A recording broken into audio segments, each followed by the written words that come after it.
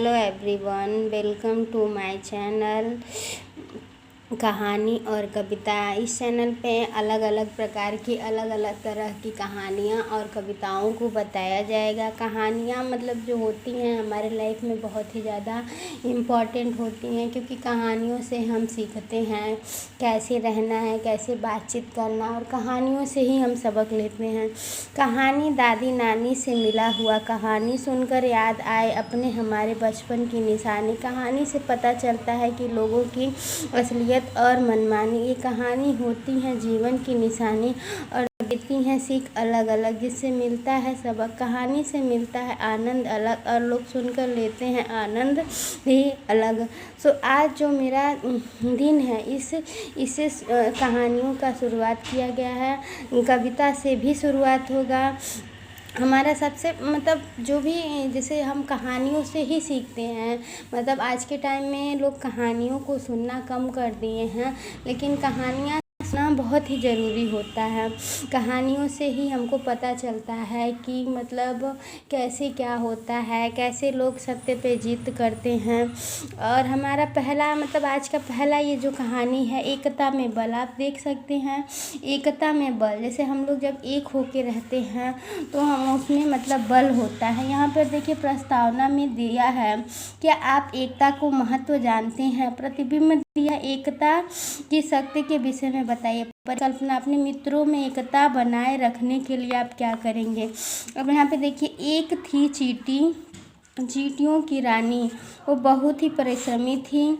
वह एक बिल में रहती थी। उसके साथ और भी चींटियाँ रहती थी। सभी चींटियाँ मिलजुल कर रहती थीं और खूब काम करती थीं।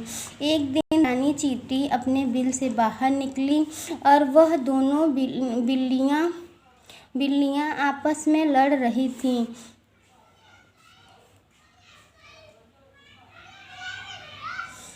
रानी चींटी ने उससे पूछा, अरे तुम लोग क्यों लड़ रही हो? काली बिल्ली बोली, देखो यह रोटी मुझे चाहिए। बिल्ली बोली, पहले रोटी मैंने देखी इसलिए रोटी मेरी है। काली बिल्ली बोली, देखने से क्या होता है, रोटी को उठाया तो मैंने था इसलिए रोटी मेरी है। चींटी ने कहा, अरे लड़ना झगड़ना ठीक नहीं होता है, मिल बांट कर रोटी खा लो। भूरी बिल्ली यह सुनते ही गुस्से में बोली, तुम्हारे कहने से क्या होता है, अब रोटी मेरी है तो मेरी है, तुम चली जाओ यहाँ से। रानी चींटी आगे गई। इतने में एक बंदर आया और उनकी रोटी छीन ले गया। दोनों बिल्लियां देखती रह गईं। उधर चलते चलते रानी चींटी को एक बर्फी का टुकड़ा मिल गया। रानी चींटी ने उसे सूंघा, फिर छू कर देखा। वह खुश हो गई। उसे लगा यह तो मीठा पहाड़ है।